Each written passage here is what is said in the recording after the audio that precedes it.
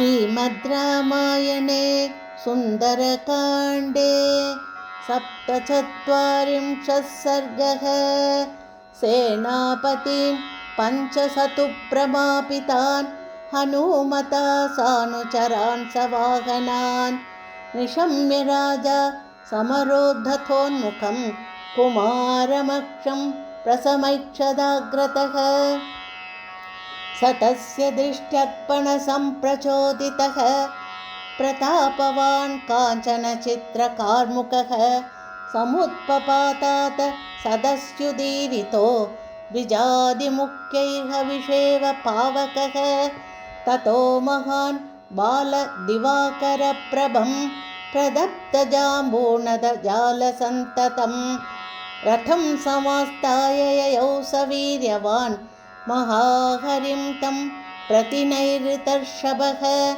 ततस्तपसङ्ग्रहसञ्चयार्जितं प्रदत्तजाम्बूनदजालशोभितं पादाकिनं रत्नविभूषितध्वजं मनोजव अश्ववरैः सुयोजितं सुरासुरादृश्यमसङ्गचारिणं रविप्रभं व्योमचरं समाहितं सतूणमष्टासि निबद्धबन्धुरं यदाग्रमावेशितशक्तितोमरं विराजमानं प्रतिपूर्णवस्तुना सहेमदाम्ना शशिसूर्यवर्चसा दिवाकराभं रथमास्थितस्ततः स निर्जगामामरतुल्यविग्रमः सपूरयन् कं च महीं च चाचलां तुरङ्गमादङ्गमहारथस्वनैः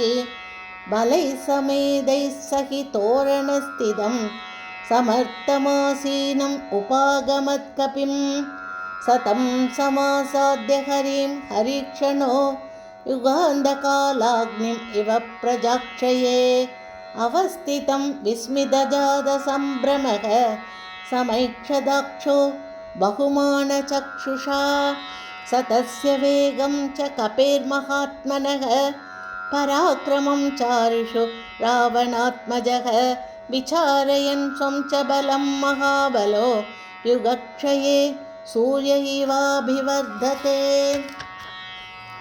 स जातमन्युप्रसमीक्ष्य विक्रमं स्थिरं स्थितः संयति दुर्निवारणं समाहितात्मा हनुमन्तमाहवे प्रचोदयामास शरैस्त्रिभिश्रितैः। ततः कपिं तं प्रसमीक्ष्य गर्वितं जिदश्रमं शत्रुपराजयोर्जितम् अवैक्षदाक्षः समुदीर्णमानसः स बाणपाणिप्रगृहीतकार्मुकः स हेमनिष्काङ्गदचारुकुण्डलः समाससादाशु पराक्रमः कपिं तयोर्बभूव प्रतिमः समागमः सुरासुराणामपि सम्भ्रमप्रदः ररासभूमिर्न तथाप भानुमान् ववौ न वायुप्रचचालचाचलः कपेः कुमारस्य च वीक्ष्य संयुगं ननाद च द्यौरुदधिश्च चुक्षुभे। ततः स वीरः सुमुखान् पतत्रिणः सुवर्णपुङ्गान् सविशानिवोरगान् समाधिसंयोगविमोक्षतत्त्ववित् शरानदत्रीन् कपिमूर्ध्य नपादयत् स तैः शरैर्मूर्ध्निसमं निपातितैः शरण्यशिग्दिग्धविवृत्तलोचनः नवोदितादित्यनिवशरांशुमान् व्यरोचदादित्य इवांशुमालिकः। ततः स पिङ्गाधिपमन्त्रिसत्तमः समीक्ष्य तं राजवरात्मजं रणे उदग्रचित्तायुधचित्रकार्मुकं जघर्ष चापूर्यत चाहवोन्मुखः समन्दराग्रस्त इवांशुमालिको विवृद्धकोपो बलवीर्यसंयुतः कुमारमक्षं सबलं सवाहनं ददाह नेत्राग्निमरीचिभिस्तदा ततः स बाणासनचित्रकार्मुकः शरप्रवर्षो युधि राक्षसाम्बुदः शरान्मुमोचाशु हरीश्वराचले बलाहको वृष्टिमिवाचलोत्तमे ततः कपिस्तं रणचण्डविक्रमं विवृत्ततेजो बलवीर्यसञ्चयं कुमारमक्षं प्रसमीक्ष्य संयुगे ननादहर्षात् गणतुल्यनिस्वनः स बालभावात्युदिवीर्यदर्पितः प्रवृद्धमन्युक्षतजोपमेक्षणः समाससादा प्रतिमं कपिं रणे गजो महाकूपमिवावृतं तृणैः स तेन बाणैः प्रसभं निपातितैः चकारनादं गणनादनिस्वनः समुत्पपातासु नभः समारुतिः भुजोरुविक्षेपणघोरदर्शनः समुत्पतन्तं समभिद्रवद्बली स राक्षसानां प्रवरप्रतापवान् रतिरतिश्रेष्ठतमः किरणशरैः पयोदरशैलम् इवाश्मवृष्टिभिः सतांशरांस्तस्य विमोक्षयन् कपिः चचारवीरपतिवायुसेविते शरान्तरे मारुतवद्विनिष्पदन् मनोजवः संयति चण्डविक्रमः तमात्तबाणासनमाहवोन्मुखं कमास्तृणन्तं विविधैः शरोत्तमैः अवैक्षदाक्षं बहुमानचक्षुषा जगामचिन्तां च स मारुतात्मजः ततः शरैर्भिन्नभुजान्तरः कपिः कुमारवीर्येण महात्मना नतन् महाभुजः कर्मविशेषतत्त्ववित् विचिन्तयामास रणे पराक्रमम् अबालवद्बालदिवाकरप्रभः करोत्ययं कर्म महन्महाबलः न चास्य सर्वाहवकर्मशोभिनः प्रमापणे मे मदिरत्र जायते अयं महात्मा च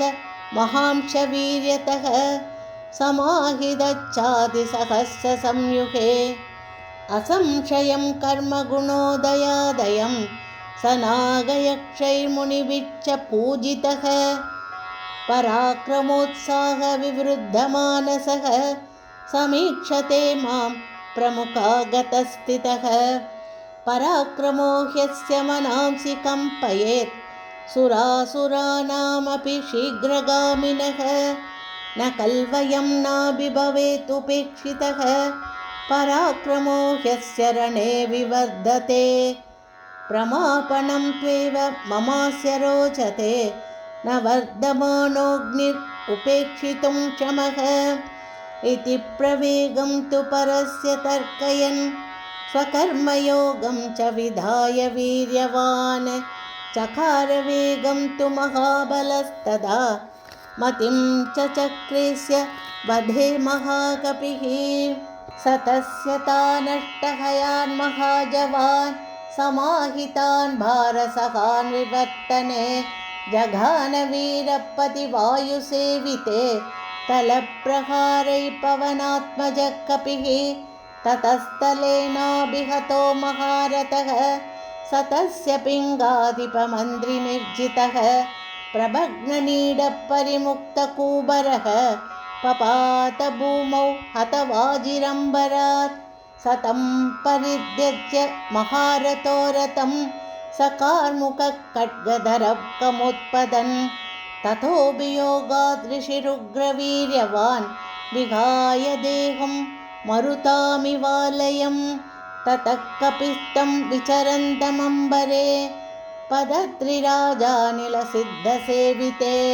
समेत्य तं मारुततुल्यविक्रमः क्रमेण जग्राह स पादयोर्दृढं सतं समाविद्य सहस्रशः कपिः महोरगं गृह्य इवाण्डजेश्वरः मुमोच वेगात् पितृतुल्यविक्रमो महीतले संयति वानरोत्तमः सभग्नबाहूरुकटिशिरोधरः शरण्यशृङ्निर्मथितास्ति लोचनः प्रभिन्नसन्धिप्रविकीर्णबन्धनो क्षतक्षितौ वायुसुतेन राक्षसः महाकपिर्भूमितले निबीट्यतं चकार रक्षोऽधिपतेर्महद्भयम् महर्षिभिश्चक्रचरैर्महाव्रतैः समेत्य भूतैश्च स यक्षपन्नगैः सुरैश्च सेन्द्रैः वृषजातविस्मयैः हते कुमारे स कपिर्निरीक्षितः निहत्य तं वज्रिसुतोपमं रणे कुमारमक्षं क्षतजोपमेक्षणं तदेव वीरोऽभिजगामतोरणं कृदक्षणकाल इव प्रजाक्षये। इत्यार्षे श्रीमद् रामायणे सुन्दरकाण्डे 47 सर्गः। श्रीहरये नमः। श्रीहरये नमः। श्रीहरये नमः। जानकीकान्तस्मरणं जय जय राम राम। आंजनेयमूर्ति की जय। सद्गुरुनाथ महाराज की जय।